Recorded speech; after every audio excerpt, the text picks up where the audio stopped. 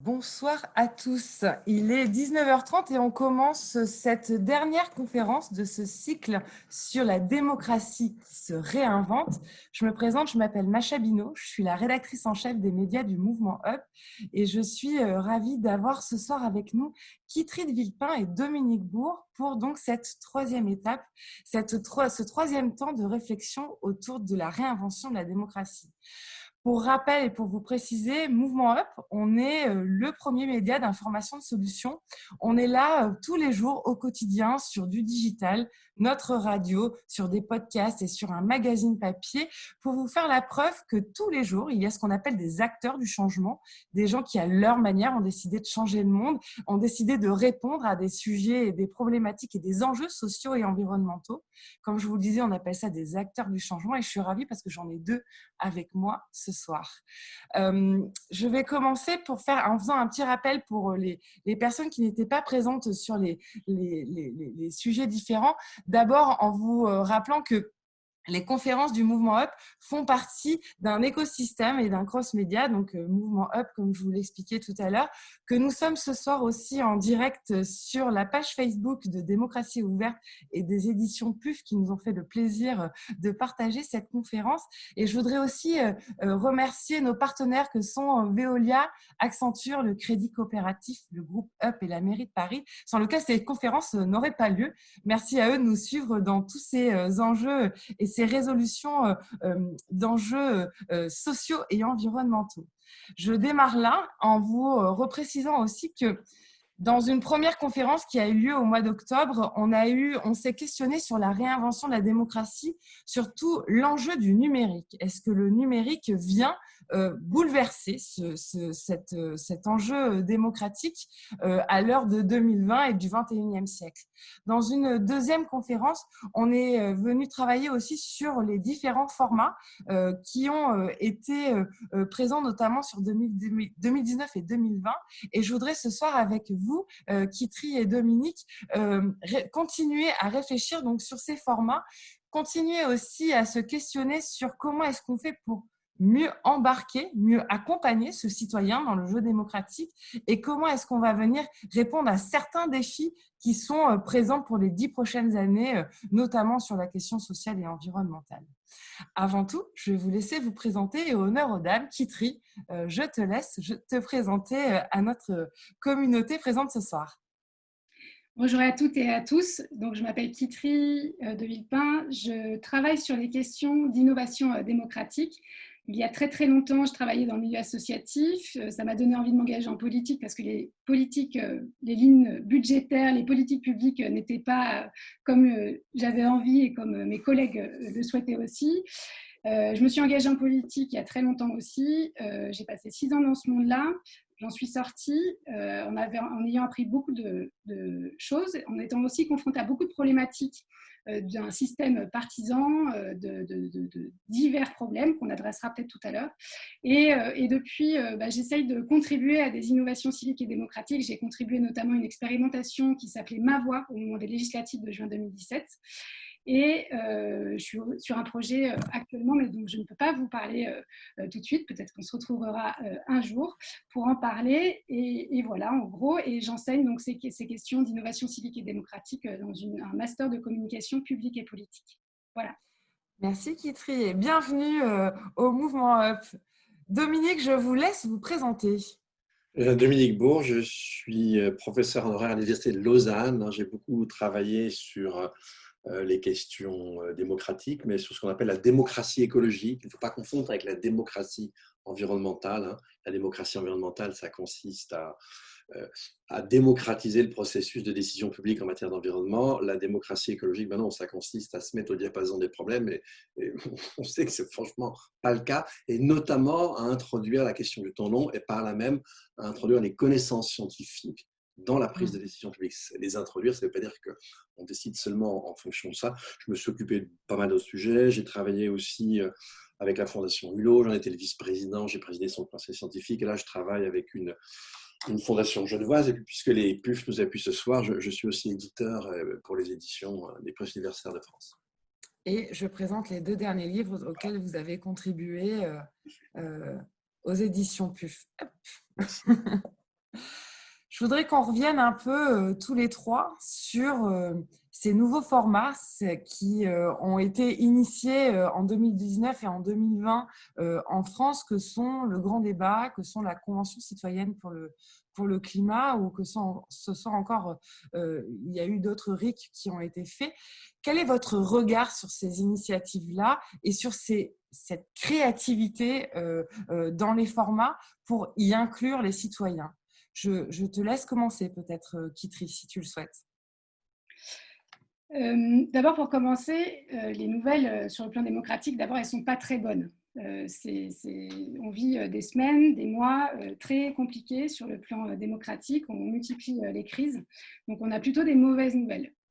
Au cœur de ces mauvaises nouvelles, mais qui ne sont pas d'aujourd'hui, qui datent depuis quand même plusieurs années et dizaines d'années, je trouve qu'il y a quelques sources d'espoir dans la compréhension qu'en fait, ce n'était pas un problème de thématique politique à la main, c'est que le cœur du réacteur institutionnel était bloqué. Et on voit depuis quelques années, c'est assez récent, une effervescence, une envie de mettre les mains dans le cambouis au cœur du réacteur, et comment est-ce qu'on va transformer ces règles du jeu qui vont nous redonner une capacité à changer le cadre normatif, à trouver un impact et à réaliser des victoires collectives. C'est des petites sources de joie, mais elles existent. En fait, notre problème, c'est qu'on aimerait bien changer ces règles du jeu, mais qu'on n'a jamais éprouvé finalement ce que voulait dire la démocratie. Même à l'école aujourd'hui, les élections, c'est un exemple bête, mais les élections déléguées des jeunes, des enfants, des ados à l'école sont exactement sur le même modèle qu'à l'époque quand j'étais à l'école, donc c'est depuis 30 ans. Donc aujourd'hui, on ne sait faire que du représentatif, on ne sait pas trouver les modalités pour déployer, libérer les énergies dans un groupe classe, dans un collectif. Or, il y a plein de manières d'autres de fonctionner que de dire faire une élection sur la popularité. On génère beaucoup de troubles narcissiques pour des années et des failles chez des élèves parce qu'ils n'ont pas été élus, parce qu'ils n'ont pas osé se présenter. Et c'est un exercice, c'est vraiment un exemple idiot. Pour autant, s'il y a des profs qui nous écoutent, vraiment peut-être qu'il y a d'autres manières d'organiser ces élections de classe avec les délégués. Peut-être qu'il y a plein de rôles à investir et tout. C'est exactement la même chose pour nous. Aujourd'hui, c'est qu'on n'a pas cette éprouvée démocratique puisqu'on est resté complètement spectateur. On délègue nos voix. On est spectateur, on subit, on se sent impuissant. Ça provoque d'année en année de plus en plus de frustration, d'apathie. Voilà. Pour autant, il y a des gens un peu partout en France et dans le monde qui se mobilisent et qui inventent de nouvelles façons de faire. Donc là, tu nous parles de ce que vous avez étudié dans les précédents épisodes, notamment la Convention citoyenne pour le climat, notamment le grand débat, mais au-delà de ça, on peut parler, là on est dans le champ institutionnel et qui dépend quand même d'un arbitraire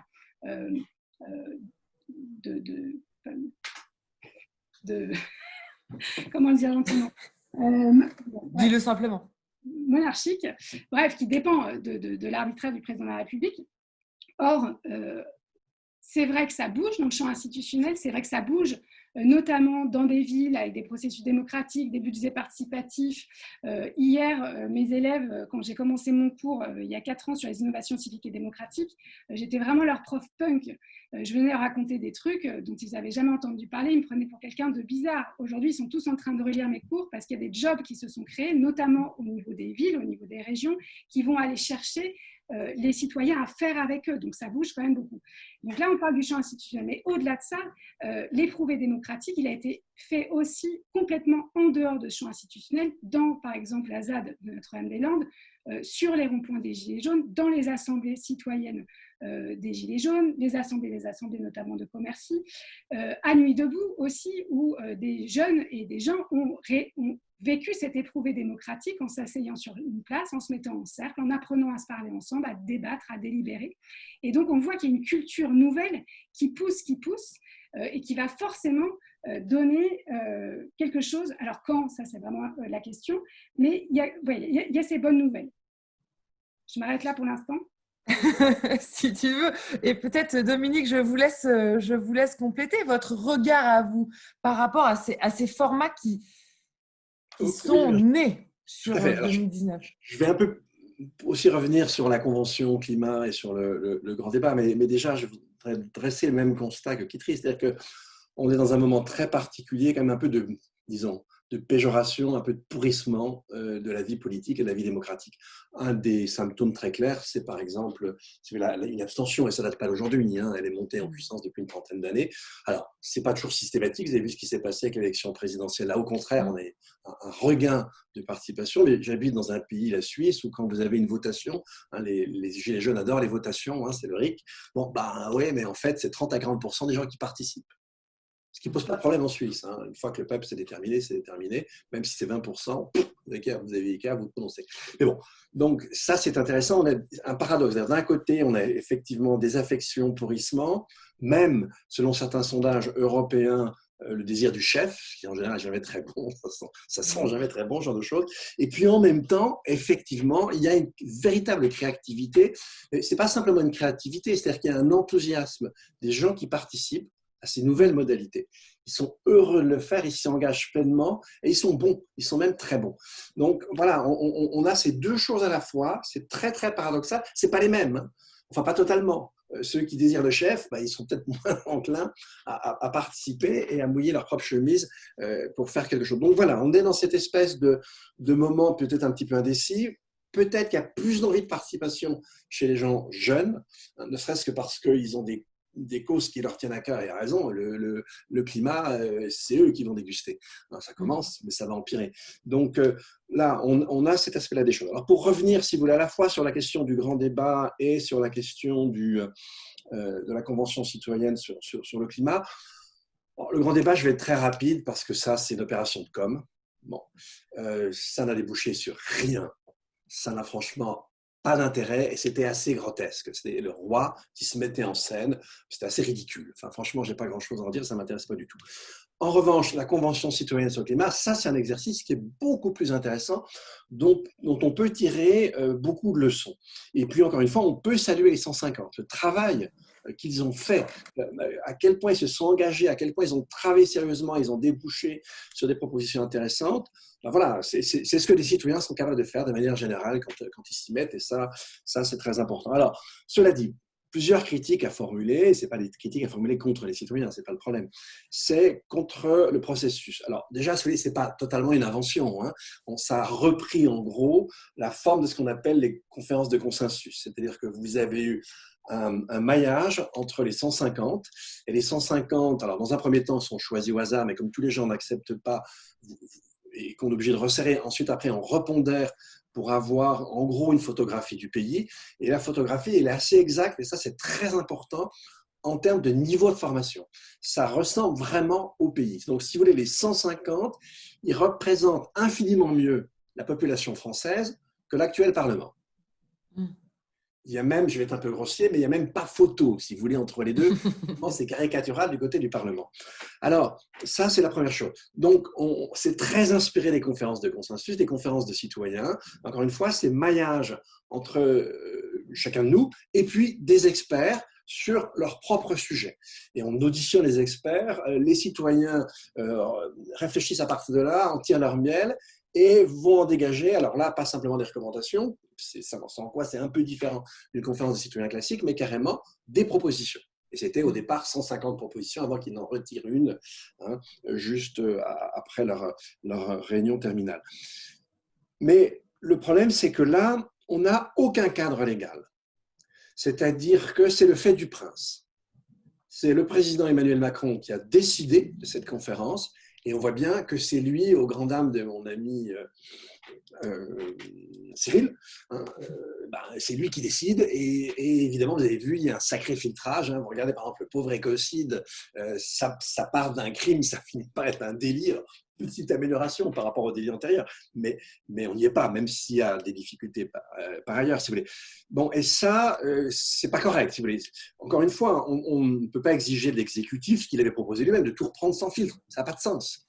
Ce qu'on peut exiger, en revanche, c'est que quand l'exécutif reprend ou ne reprend pas, il motive, il répond aux citoyens. Les citoyens ils ont fait un travail sérieux, que l'on accepte ou qu'on le refuse ce qu'ils ont proposé, il faut le justifier.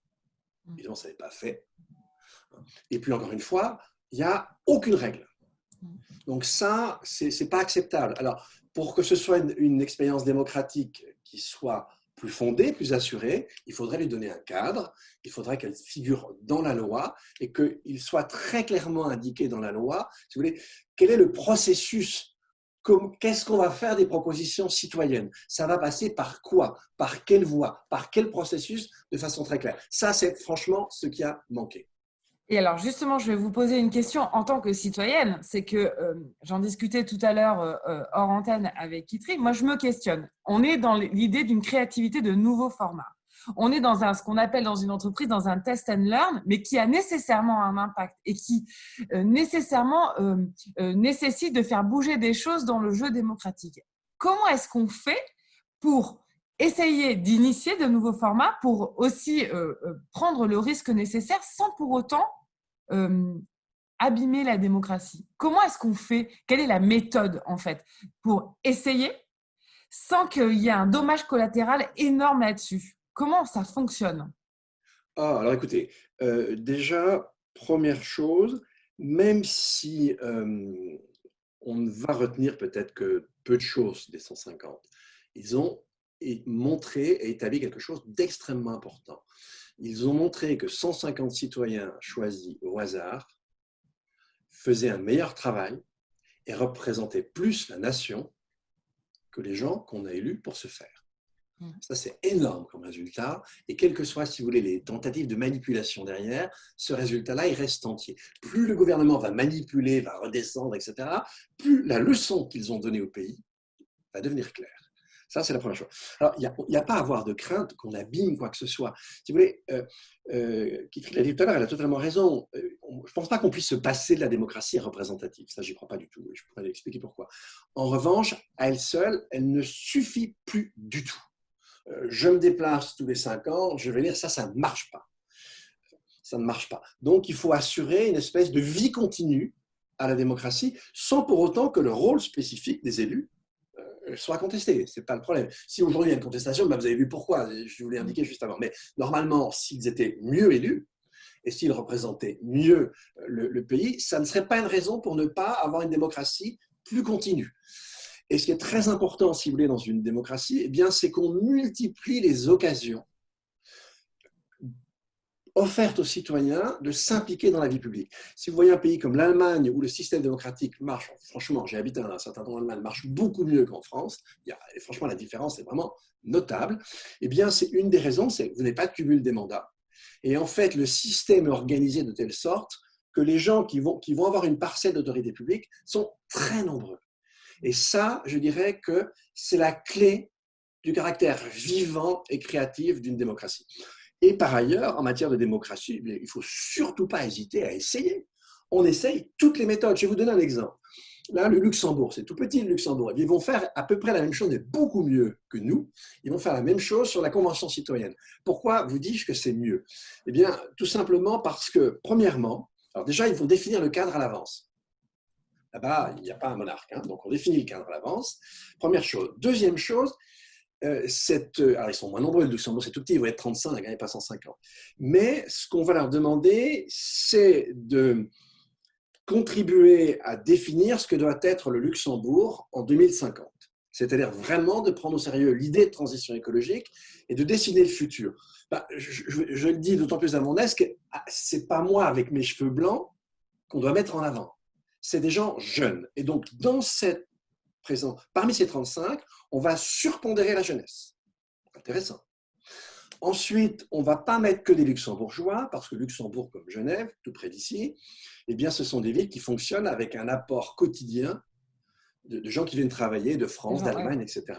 C'est eux qui font la richesse du Luxembourg, en partie aussi. Ils y contribuent en tout cas. Donc, ils sont dedans. Vous voyez, ça, le Luxembourg, c'est tout petit, mais voilà un truc qui est génial. Eh bien, on y va, on expérimente, on essaie, ça n'a pas marché, c'est pas grave, on va essayer autre chose. C'est ça qui fait la vie démocratique. On n'est pas sûr de ce qu'on va proposer. Le chemin est hyper complexe, hyper difficile. Donc, on essaie. Et quand on fait une erreur, eh bien, on en tire les conséquences et on avance un peu différemment. Après, c'est ça la démocratie, c'est vivant et ça bouge.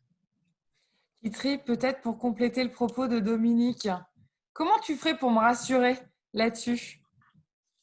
Et après, sur le fait essayer, euh, qu'il faut essayer d'autres formats, avec potentiellement l'idée de se tromper. Il n'y a effectivement aucun risque d'abîmer la démocratie qui est vraiment vacillante, et pas qu'en France. Voilà, les démocraties occidentales sont très, très extrêmement fragilisées pour tout un tas de raisons.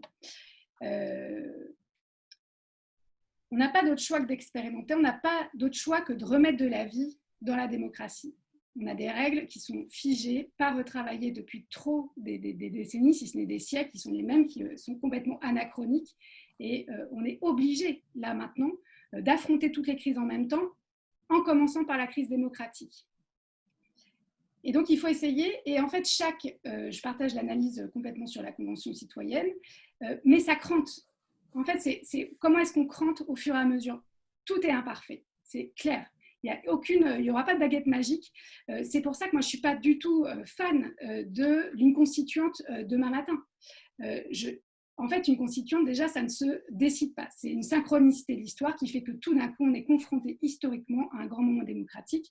On a vu les résultats de la constituante, notamment en Tunisie, qui a été un moment de vitalité démocratique, d'émotion, de libération complète. Il se trouve que quelques années plus tard, un système démocratique qui fait suite à une dictature ne résout pas les problèmes de chômage, ne résout pas les problèmes de pauvreté et tout ça. Donc, le réflexe serait d'en vouloir à cette démocratie. Donc, une constituante, moi, je ne crois pas au Père Noël, je ne crois pas à une baguette magique. Si demain on faisait une constituante, on se tromperait parce on fantasmerait un idéal démocratique que les Français n'ont pas encore éprouvé. Donc, quelques-uns aujourd'hui sont en chemin, nous créent les conditions par l'expérimentation, par des tests, par prendre en main leur avenir. On a vu aussi l'émergence aux dernières échéances électorales des listes municipalistes qui ont amené une toute nouvelle énergie dans la question municipale, des collectifs citoyens, je pense à Chambéry par exemple, mais je pense aussi au Printemps Marseillais avec Man Mars qui a à l'origine un collectif citoyen réussi à mettre les partis progressistes autour de la table et de créer les conditions d'une victoire dans une ville où c'était complètement bouché. Voilà de ce dont on a besoin. On a besoin vraiment d'inventer, de libérer les énergies, de se mettre autour de la table. Et en fait, finalement, ces rendez-vous électoraux vont nous permettre d'allier ce fond et cette forme démocratique, la manière de construire ces dynamiques, la manière de faire effectivement plus horizontale, mais aussi avec de l'incarnation, selon quelles règles du jeu.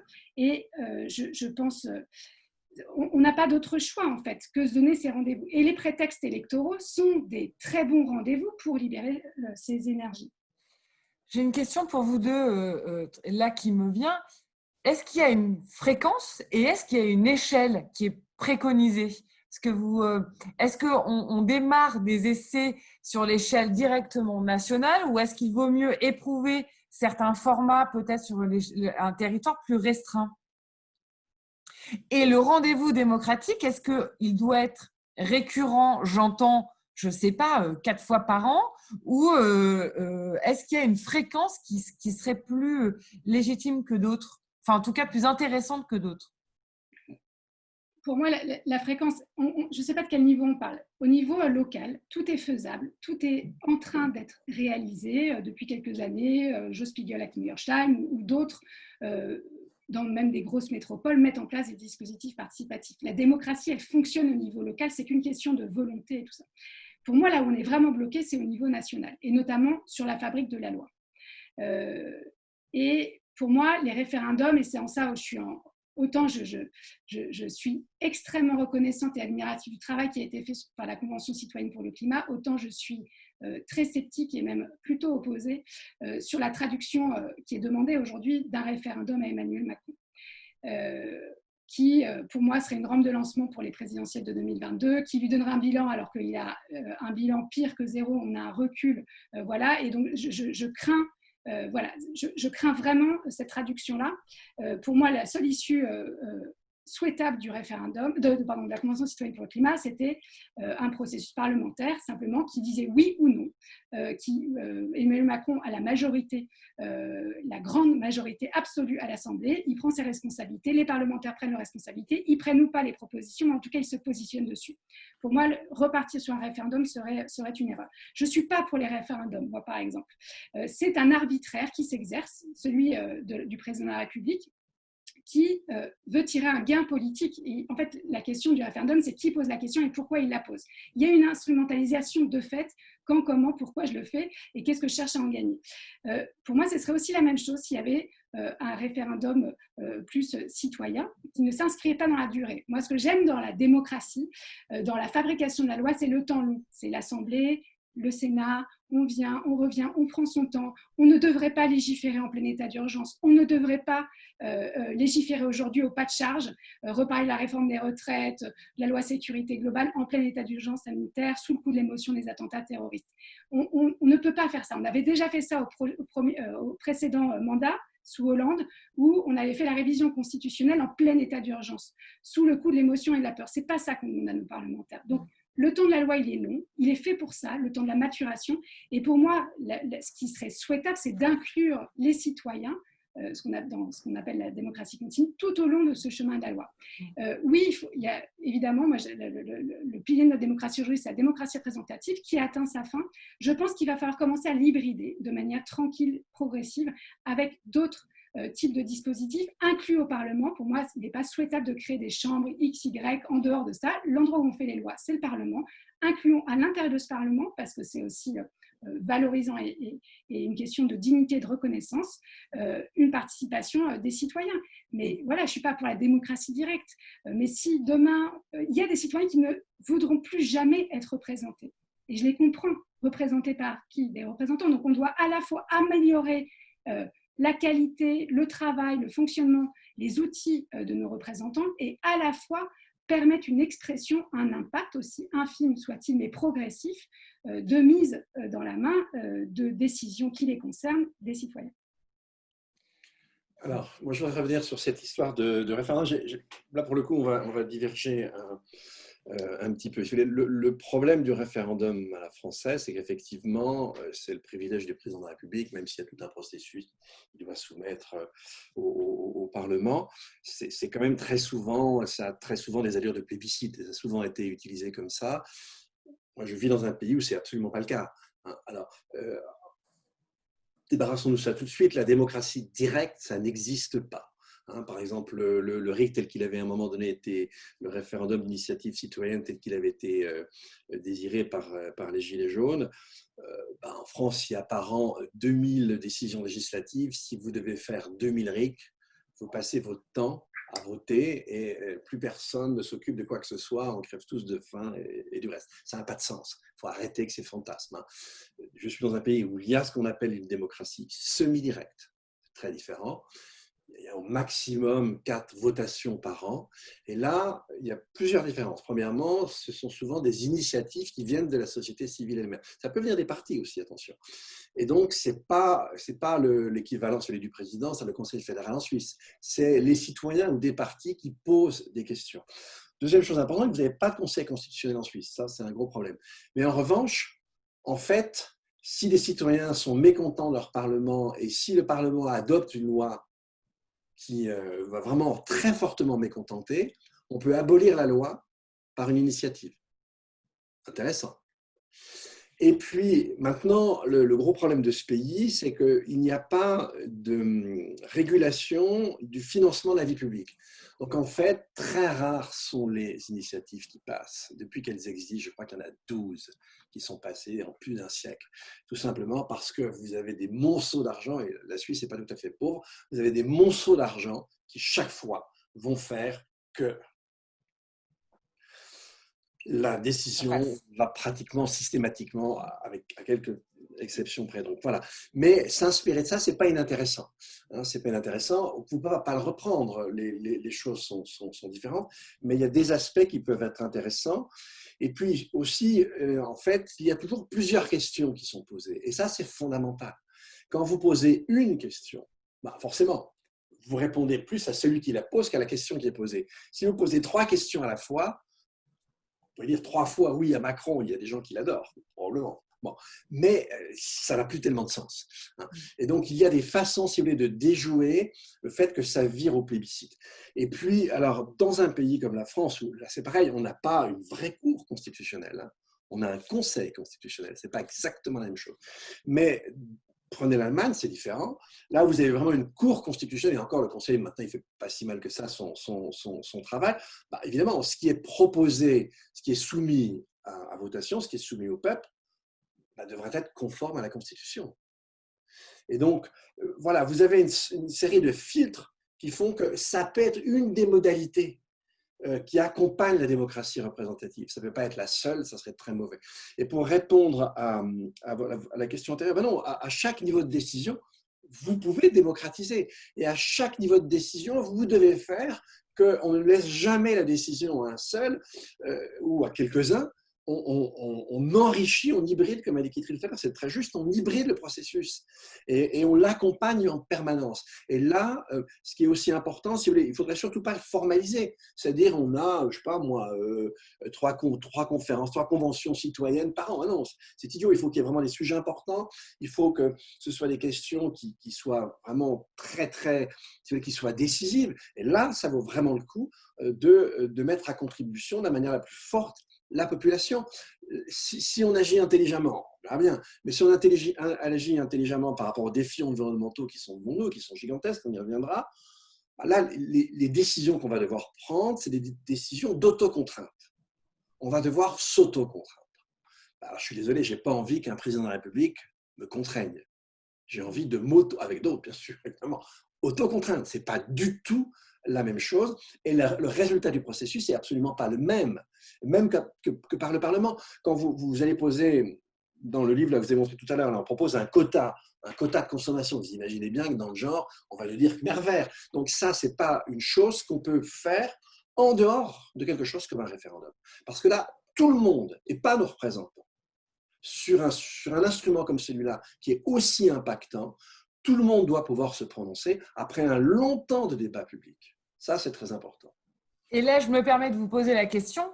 Pour le coup, si on revient aux citoyens, comment est-ce qu'on l'accompagne pour qu'ils participent mieux? Parce que la particularité notamment de la Convention citoyenne, c'est qu'ils ont eu 6 ou 7 week-ends où ils ont été accompagnés par des experts, où on les a informés et où il y a eu cette question du temps long quand même, de compréhension de la problématique et effectivement d'assimilation d'un certain nombre d'informations. Comment est-ce qu'on accompagne en 2020 sur ces nouveaux formats-là hybrides et démocratiques? Comment est-ce qu'on accompagne mieux le citoyen là-dessus? Toutes les idées qui ont été pondues, que ce soit les jurys citoyens, c'est plus léger qu'une conférence de citoyens, que ce soit même le sondage délibératif, vous avez toujours une forme d'accompagnement. En fait, il faut bien distinguer deux types d'accompagnement. Il faut distinguer l'accompagnement qui, c'est le cas de le dire, accompagne une procédure particulière. Ça, c'est une chose. Et tout ce qui est en général, tout ce qui est parallèle au jeu de la représentation, ça est toujours accompagné. C'est-à-dire c'est toujours une procédure avec différents aspects. Après, la difficulté, c'est comment on, si vous voulez, en dehors de ça, et là, ça ne concerne que par définition qu'un petit nombre de gens, comment on fait pour ramener le citoyen, à la réflexion, à l'acquisition de connaissances, etc. Et là, aujourd'hui, c'est un défi gigantesque parce qu'avec la fragmentation du paysage de l'information, là où autrefois, alors je ne suis pas un nostalgique de l'RTF, mais en tout cas, quand vous aviez quelques grandes chaînes, quand vous parliez dans ces chaînes, vous étiez obligé de parler à tout le monde. Donc, ça interdisait les discours extrêmes dans la forme. Je ne parle pas du fond, je parle de la forme. Ça interdisait les discours extrêmes. En revanche, quand vous avez un paysage de l'information qui est hyper fragmenté, et bien sûr, la diversité, c'est une condition pour qu'il y ait démocratie, mais là, c'est une surdiversité qui fait qu'en fait, et pour des raisons commerciales, vous allez accentuer, vous allez avoir des propos de niche. Et vous arrivez à un moment donné où, en fait, les gens n'habitent plus sur la même planète. Aux États-Unis, entre un démocrate et un républicain, je suis désolé, ils ne sont plus du tout sur la même planète. Alors, pour suivre Trump, franchement, il faut vraiment être sur une autre planète, je vous le dis tout de suite. Donc, ils ne sont plus sur la même planète. Donc, il n'y a plus de débat public. Quand on parle de changement climatique, c'est un choix politique, c'est débile. C'est déjà une question scientifique. Après, ça devient une question politique. Mais c'est d'abord une question scientifique. Donc, si vous n'avez pas ça, et c'est ça qui nous menace aujourd'hui, et ça, franchement, je n'ai pas de réponse toute simple. C'est très compliqué. Mais là, on s'est mis dans une posture où on voit le complotisme, si vous voulez, sortir de ses gonds. Et on l'a vu, par exemple, avec le documentaire Hold Up. Hold Up, ouais.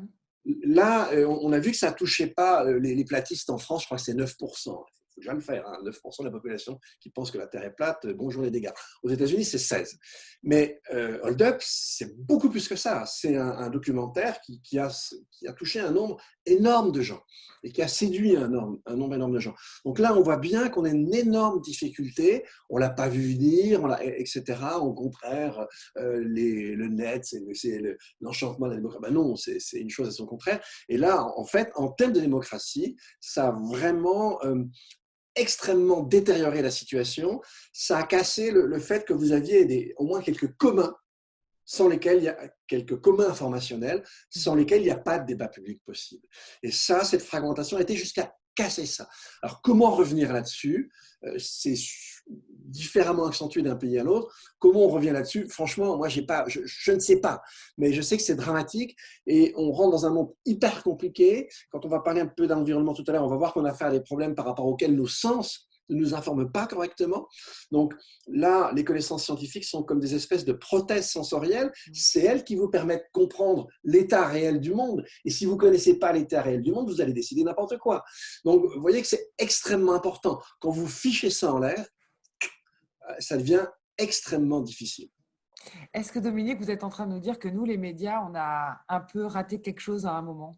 Oh non, je crois Dans que la diffusion de l'information, notamment sur les grands enjeux qui sont les nôtres sur les 10 prochaines années, et notamment l'enjeu environnemental. Je cite toujours cette personne qui a été tirée au sort pour la Convention citoyenne, que j'ai eu le plaisir d'avoir en interview en septembre, qui me disait: j'ai été sélectionnée, première réaction, je suis dégoûtée, je ne voulais pas en être, et pour moi, la question environnementale, il n'y a pas de sujet. Elle m'a dit dès le premier week-end, elle a rencontré effectivement les experts du GIEC qui lui ont expliqué en fait les problématiques liées à la crise environnementale et ce que ça allait engendrer. Elle m'a dit: ok, j'ai pris conscience à ce moment-là, et effectivement, j'avais l'impression dans les médias que je n'avais jamais reçu cette information-là. Est-ce qu'à un moment, nous, les médias, il faut qu'on se remette peut-être autour d'une table pour revoir aussi dans notre ligne éditoriale et dans nos enjeux d'information ces problématiques-là qui sont, on a l'impression de les mettre tous les jours dans les actualités, mais on a l'impression, est-ce qu'à un moment, on s'est raté quelque part? Alors, je dirais pas la presse écrite, surtout qu'en France, sur ces enjeux-là, en gros, elle n'a pas trop mal fait son travail. Moi qui suis sur plusieurs pays, je peux vous dire qu'ici, elle l'a moins bien fait. Non, le problème, ça a été les médias audiovisuels. C'est-à-dire qu'ils ont tous cette espèce de schéma complètement débile, c'est-à-dire quel que soit le sujet, il faut avoir un pour et un contre. La Terre est plate, je suis pour, non, moi je suis contre. C'est con, je suis désolé, mais c'est débile. Enfin, faut arrêter avec ça. Et donc, il y a des sujets pour lesquels ça n'a absolument aucun sens. Donc, c'est une espèce de paresse de l'esprit. Vous allez mettre deux personnes, il y en a une, il y a tous les scientifiques du GIEC, l'autre, il y a quelques marrons qui vont raconter n'importe quoi. Et vous faites comme si c'était pareil. Non, et de même, il y a, si vous voulez, il y a une question aussi, il y a une perversion de la démocratie dans le fait, on dit, non, être démocrate, on est tous au même niveau. Non, je suis désolé, on peut tous exceller, mais pas forcément dans le même domaine. Et donc, quand il s'agit d'un domaine particulier, il y a des gens qui savent plus que d'autres. Ça peut être intéressant de les écouter. Alors, ça ne veut pas dire qu'on peut être complètement d'accord, on peut avoir, chacun peut avoir un esprit critique assez acéré. On peut contre-argumenter. Si on contre-argumente, ce n'est pas un problème.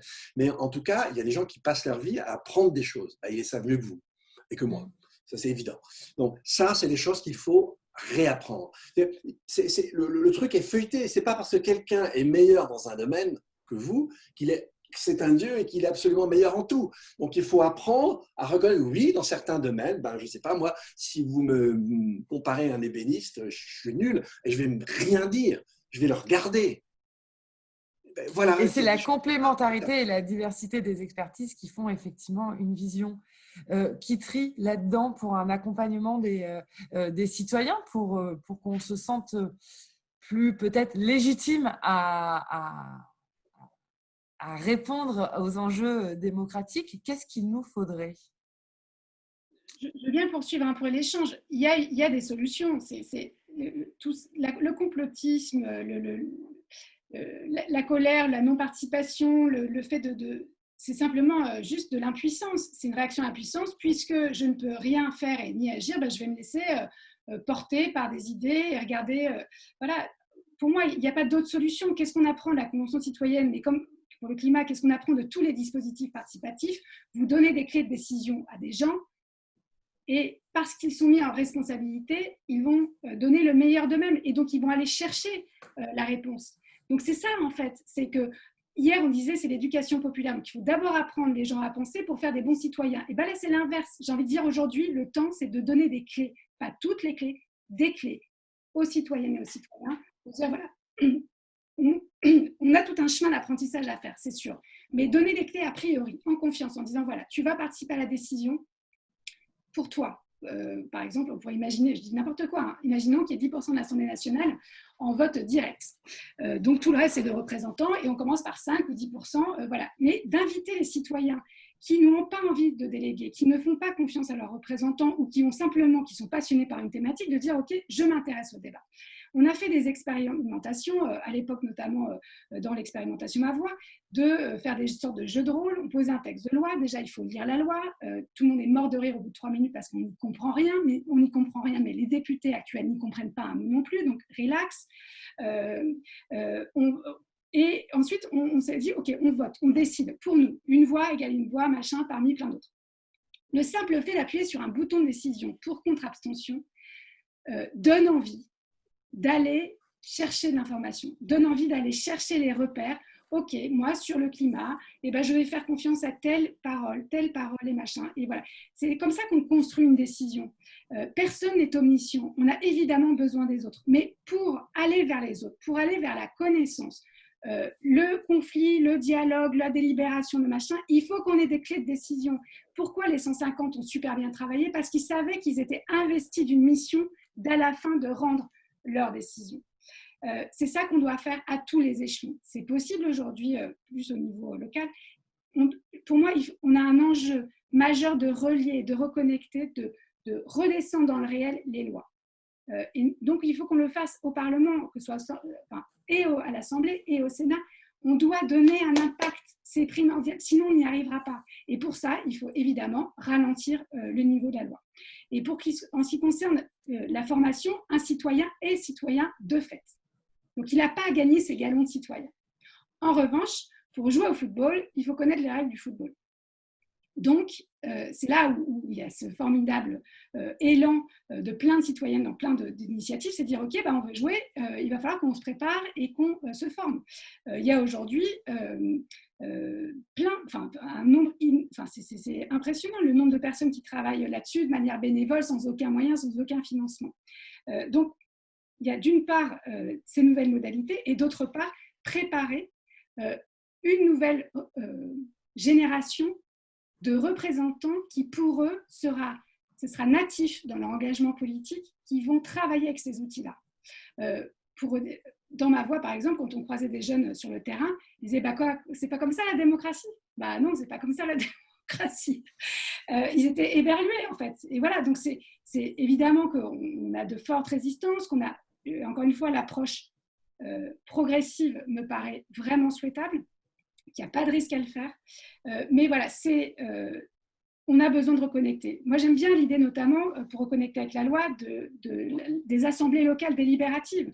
C'est-à-dire il faut couper le cordon ombilical d'un parlementaire avec l'exécutif présidentiel. C'est plus possible. Les consignes de groupe, les machins, c'est plus possible. Donc, il faut rattraper le représentant, le recoller sur son territoire, non pas pour qui défendent les enjeux locaux à l'Assemblée, en revanche, qui l'assistent aux délibérations des citoyens.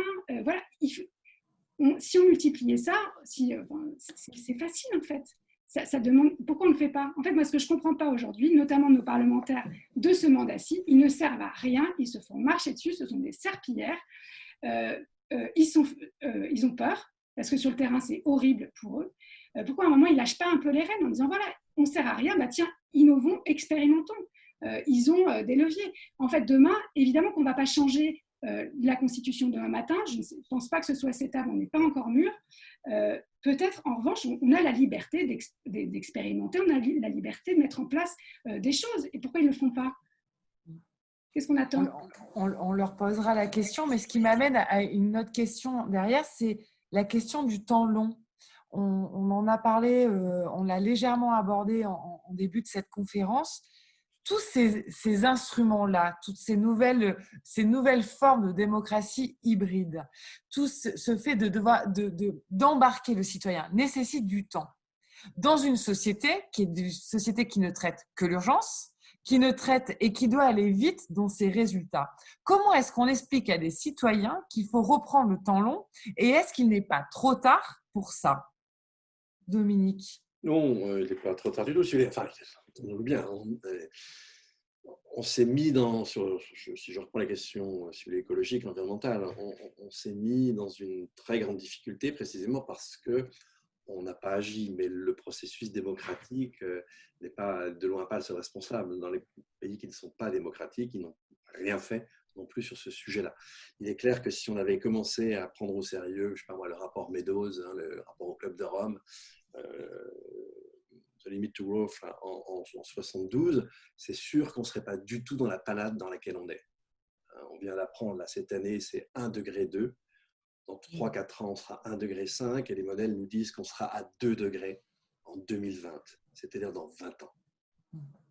Et si on ne veut pas exploser les 2 degrés après 2020, et je vous dis tout de suite, 2 degrés, ça veut déjà dire que vous aurez, donc à partir du début de la décennie 2040, des régions sur Terre où au moins plusieurs jours par an, l'accumulation de chaleur et d'humidité va saturer vos capacités de régulation thermique. En 7 à 8 minutes, votre température interne dépasse les 41 degrés et vous connaissez la suite.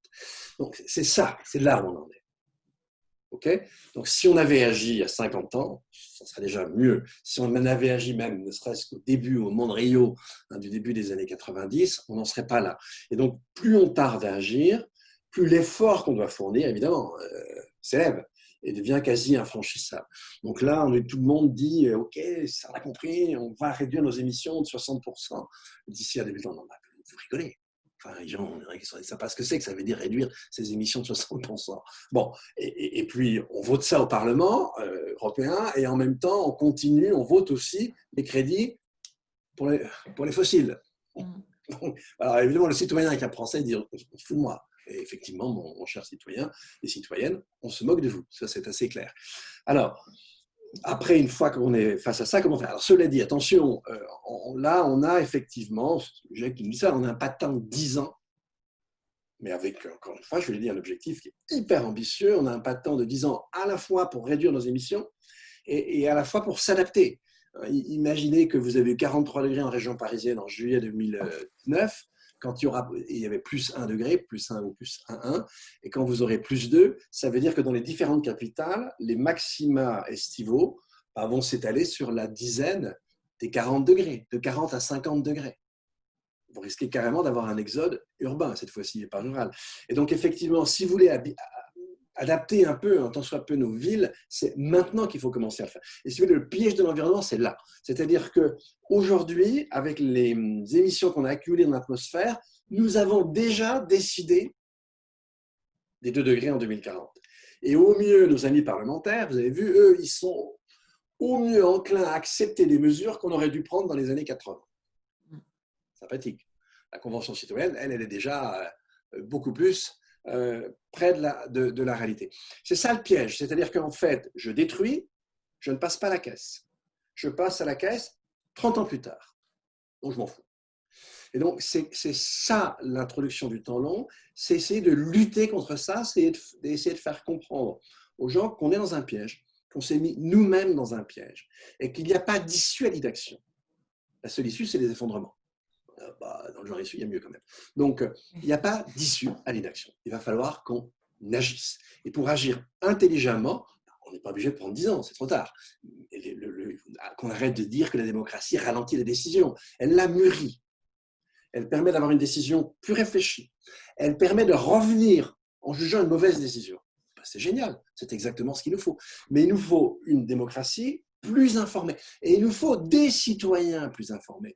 Comme encore une fois, il va s'agir de faire des efforts, ben, il faut déjà qu'ils soient justement répartis. Si vous proposez une taxe carbone, alors qu'il y a 9 millions de précaires énergétiques en France, et qu'à l'échelle mondiale, 1% de la population, c'est 15% des émissions mondiales, 10% de la population les plus riches, c'est 50% des émissions, et les 50% les plus pauvres, c'est 10% des émissions, la taxe carbone, on rigole. Vous ne touchez pas ceux qui sont la cause du problème. Donc il faut d'autres instruments. Mais encore une fois, ce n'est que par la démocratie et que par le désir de justice, qui est quand même normalement censé l'accompagner, alors il y a quelques déconvenus, je suis d'accord avec vous, mais normalement c'est quand même ça.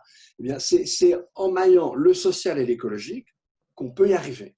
Si on n'a pas ce souci de justice, dans, si vous voulez, la charge qui va être la nôtre, ça ne marchera jamais. Et donc là, on vient de parler à l'instant d'un troisième acteur, enfin, en tout cas en filigrane, qui est l'entreprise. Elle n'est pas présente et il nous reste 5 petites minutes, je suis désolée pour échanger là-dessus là. C'était une interrogation que nous a amené Yves Mathieu, donc le fondateur de Mission Publique, lors de notre dernier échange sur la réinvention de la démocratie. Quid de la participation de l'entreprise dans le jeu démocratique? Est-ce qu'elle est surreprésentée, sous-représentée ou mal représentée? Comment est-ce qu'on pourrait revoir sa place et son rôle dans le jeu démocratique? Qui se lance? Bon, alors je peux me lancer si Catherine ne le fait pas. Bah, déjà, la gouvernance des entreprises, elle pourrait déjà être démocratisée. Il arrive aux entreprises à peu près ce qu'il arrivait au monastère autrefois.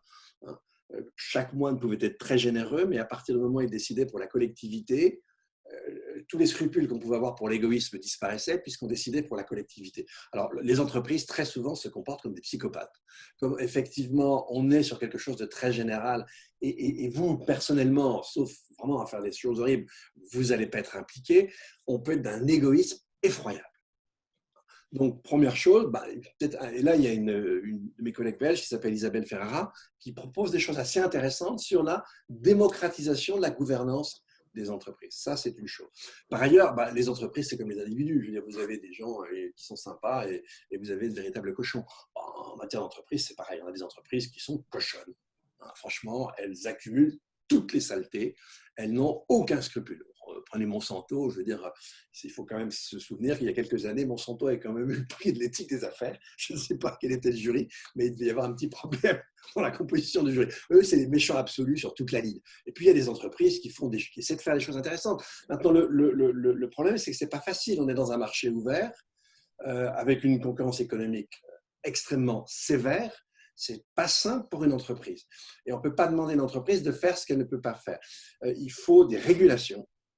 Il faudrait que les gouvernements prennent leur courage à deux mains. Vous prenez par exemple l'histoire de la 5G. Le problème, ce n'est pas une technique, etc. Le problème, on sait très bien que ça va être un aspirateur à consommation. Alors on vous dit, mais non, mais à unité d'information, ça consomme moins. D'ailleurs, ça dépend de la bande passante déjà.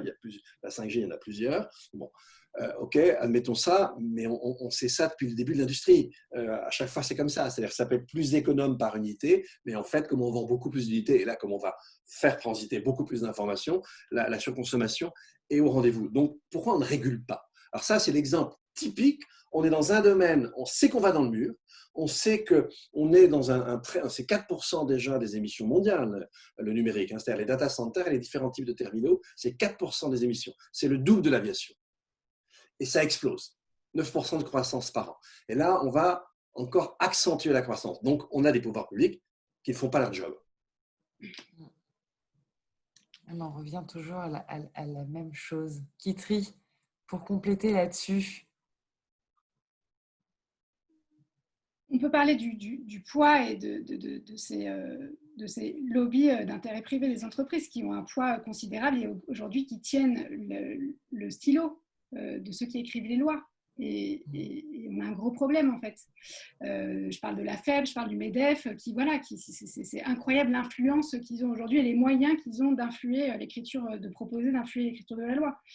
Donc pour moi aujourd'hui c'est ça notre problème et c'est tant qu'on a des entreprises qui n'ont pas un comportement civique, c'est-à-dire qui ne contribuent pas à l'intérêt général et tout ça, pour moi, il faut voilà, c'est les contrôler, au maximum. Et les entreprises sont composées de citoyens. Oui à la démocratisation des entreprises, oui à travailler ensemble pour orienter l'entreprise sur ces niveaux, mais sa chaise autour de la table démocratique, non.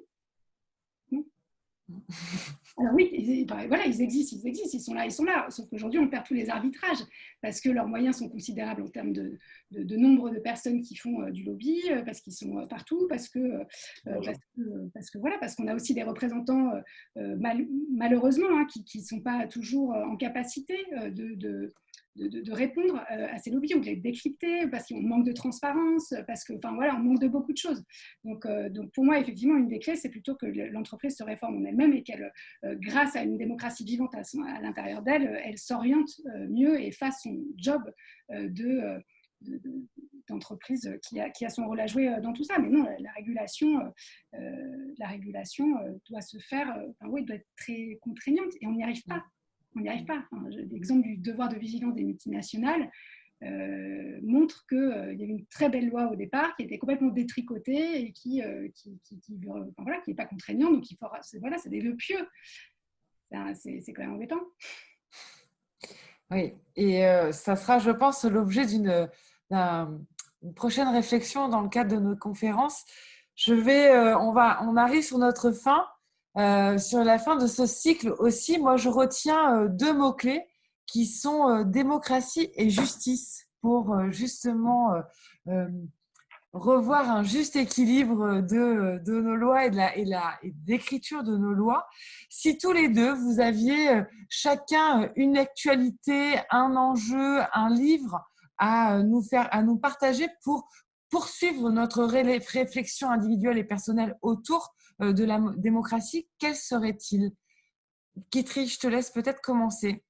Il vient de dire démocratie et justice, ça me fait penser à un moment que j'attends beaucoup, qui est le 8 décembre, où le 8 décembre, les rencontres des justices vont rendre publics leurs travaux qu'ils ont réalisés depuis 4 mois. Et je suis assez inquiète sur 2022. Globalement, c'est un peu foutu. Si on dit les choses avec les départs des candidats à la présidentielle et tout, on ne va pas bien comment on va s'y prendre. En revanche, pour moi, c'est une source d'espoir. Voilà, cette dynamique collective. Il y a aussi beaucoup d'autres coalitions qui travaillent à différents projets pour 2022. Voilà, moi, j'attends avec impatience cet élan-là. J'ai hâte de voir ce qu'ils vont nous offrir comme commun pour se relier, travailler ensemble et tout ça. On n'a pas d'autre choix que demain avoir des objectifs très concrets, très précis. Donc, j'ai hâte de découvrir leurs travaux et je pense que ça intéressera beaucoup d'entre vous. Merci. Dominique?